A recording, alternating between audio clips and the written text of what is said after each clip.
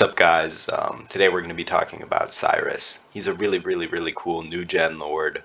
Um, really cool skin, same as the Immortal Codex boss, the Conqueror. But he's definitely a really cool addition, one of the most unique kits in the game. So let's just get into the kit and then we'll talk about how he's built. So he's a lord skill for the esotericists, and Venema is also a lord, but he does not have the initial rage boost that she has. But what he does have is when an ally is defeated or retreats, it increases the damage of other faction allies by 25%. So this is pretty useful in like long wavy content, like especially that Immortal Codex boss against himself. This can be useful, but hers is more suited for arena. This is really cool. So he summons a skeleton fighter, and it increases both of their damage and attack speed, which means it's just a boost for both of them. And then what's really cool about the skeletons is that he uses them as a sacrifice and a damage absorber. So even if you build him as a DPS to do damage like this or with the skeletons, he's still going to have some tankiness from them, almost like a meat shield, except for their skeletons, so they have no meat.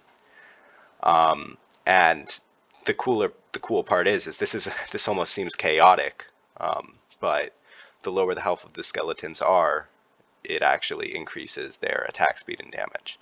So he actually does really well at low health and has some built-in savior mechanics, a lot like a chaotic unit.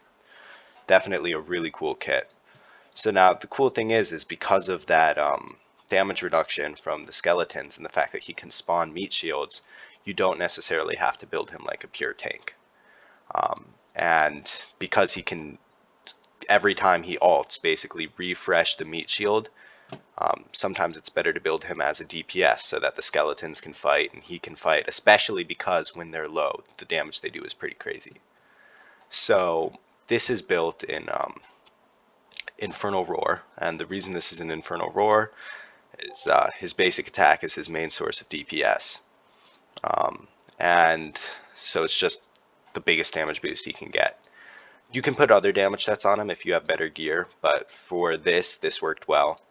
You of course want to give him some tanky stats. He's still a tank, so we have ours at around 45,000, although we need to up the defense a bit probably. Some people can and do build him as a full tank, but that's only if you're using them as a main defender.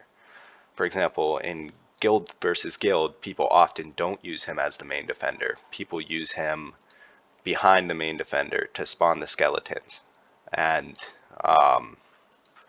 it's basically just personal choice and how you want to use them. But this is a damage build with Infernal Roar for the basic attack and Warlord for the attack and attack speed boost. So let's try him out a few places. So if you remember, he's in a damage build, so it's going to be interesting to see if in Artifact Material Raid he can properly tank the boss.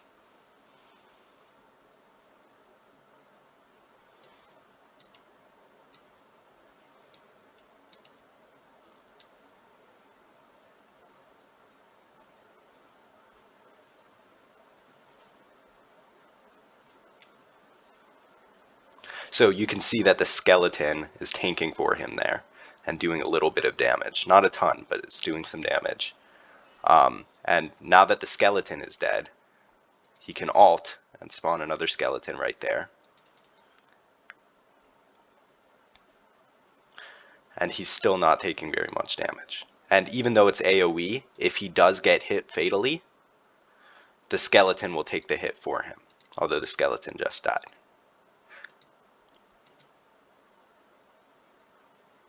So yeah, he can tank properly, and it's only because of the skeletons that he was able to do that, because they distracted the boss. So he's probably not better suited here than, say, a Regulus or an Olog or a Baron, but he definitely can work here for PvE. But where he definitely shines is guild versus guild. He is just so strong there, and he's also so strong in arena, and especially when built like damage, he's probably one of the most unique tanks for that reason, Lord aside. So going to his awakenings, When summoning a skeleton fighter, there's a 25% chance to summon a skeleton warrior.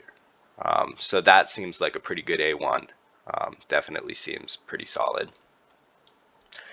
The penetration damage, the penetration boost and attack boost seems really good as well. Of course, Lord is going to have good awakenings. An extra skeleton fighter is also crazy. Rage regen increase, solid. And upon death or retreat, summons one skeleton fighter. That's also really good. I could totally see that coming in clutch.